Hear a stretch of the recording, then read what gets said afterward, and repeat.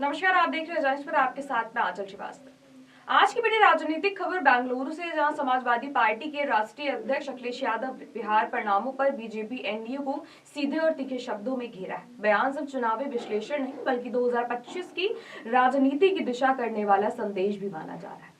बेंगलुरु के कार्यक्रम के दौरान अखिलेश यादव ने बिहार में एनडीए की 202 सीटों की जीत पर सवाल उठाते हुए कहा है, ये नतीजे हजम नहीं हो रहे। उनका कहना है कि इतनी बड़ी जीत समझ से परे है और अगर 202 सीटें आ सकती है तो कोई भी पार्टी 70-80% सीटें जीत सकती है। उन्होंने साफ कहा है कि अगर यही बेंचमार्क है तो हमें इस बेंचमार्क को क्रॉस करना होगा। तो आइए आपको सुनाते हैं अखिलेश यादव ने क्या कुछ कहा। देखिए, रिजल्ट हमारे आपके सामने है और ज्यादातर लोग ये सोच रहे हैं और ऐसे पॉलिटिकल पार्टी और ऐसे लीडर एक पॉलिटिकल पार्टी का मैं सोचता हूं कि हम लोगों को बहुत कुछ बीजेपी से सीखना है।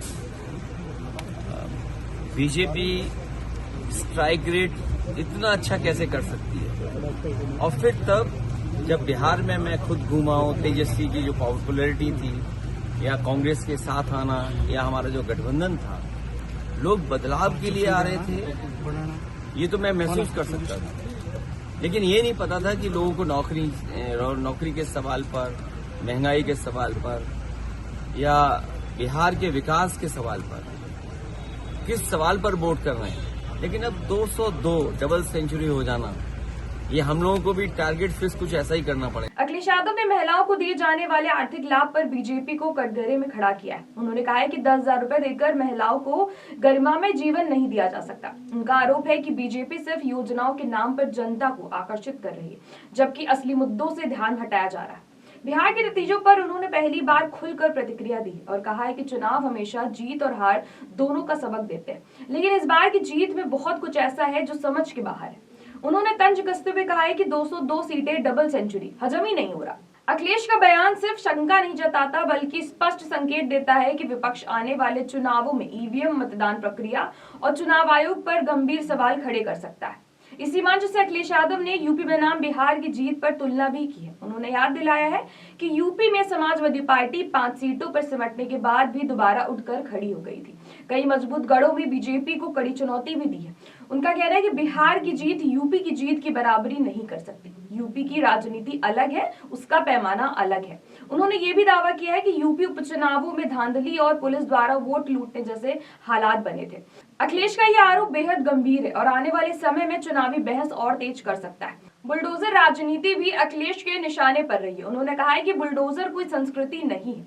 सुप्रीम कोर्ट ने मना किया है। बुलडोजर वही लोग इस्तेमाल करते हैं जो डिस्ट्रक्शन को पसंद करते हैं, जिन्हें संविधान लोकतंत्र पर भरोसा नहीं होता है। तो आइए आपको सुनाते हैं कि अखिलेश यादव ने क्या कुछ कहा। अनकॉन्स्टिट्यूशनल है वो तरीका, अनडेमोक्रेटिक है और बुलडोजर कोई अच्छी संस्कृति नहीं है। सुप्रीम कोर्ट ने मना किया है कि आप इस्तेमाल नहीं कर सकते हैं। वो लोग इस्तेमाल करते हैं बुलडोजर का जो डिस्ट्रक्शन पसंद करते हैं, जो कॉन्स्टिट्यूशन पे भरोसा नहीं करते, अपने लॉ एंड ऑर्डर, लॉ पे भरोसा नहीं करते, डेमोक्रेसी पे भरोसा नहीं करते। ऐसे आप देखिएगा यूपी में तमाम एग्जाम्पल मिलेंगे आपको, जहां पर जिस समय कोर्ट फैसला सुनाएगा, बुलडोजर चलवाने वाले वो अधिकारी वो पनिश होंगे। और कई उदाहरण जहां उन पर जुर्माना हुआ है, 30 लाख, 15 लाख, 20 लाख। आपने किसी की चीज को कैसे गिरा दिया? अखिलेश यादव ने गठबंधन की राजनीति पर बड़ा बयान दिया है। उन्होंने कहा है कि मुश्किल समय में साथी को नहीं छोड़ना चाहिए। उनका ये बयान सीधा सीधा संदेश देता है कि भविष्य में गठबंधन राजनीति को लेकर सपा का स्टैंड कैसा रहने वाला है। सबसे बड़ा राजनीतिक संकेत उन्होंने देते हुए कहा है कि समाजवादी पार्टी अब यूपी के बड़े मुकाबलों के लिए पूरी तरीके से तैयार है। अखिलेश यादव ने कहा कि हमने हार से बहुत कुछ सीखा है, अब यूपी में हम पूरी ताकत से उतरेंगे। तो कुल मिलाकर बेंगलुरु से उठी ये आवाज सिर्फ बिहार चुनाव परिणामों पर सवाल नहीं बल्कि यूपी में होने वाले राजनीतिक महासंग्राम की तैयारी का ऐलान भी है। क्या अखिलेश यादव की ये रणनीति यूपी की राजनीति को पलट देगी? क्या 202 सीटें वाले बयान से बिहार में एक नई बहस छिड़ेगी? और क्या विपक्ष वाकई 2025 के बड़े चुनावों के लिए एकजुट हो पाएगा? इन सवालों के जवाब आने वाले दिनों में राजनीति की तस्वीर तय करेंगे। तो ऐसी देश दुनिया की बड़ी खबरों पर नजर रखने के लिए आप जुड़े रहिए जनक के साथ। नमस्कार।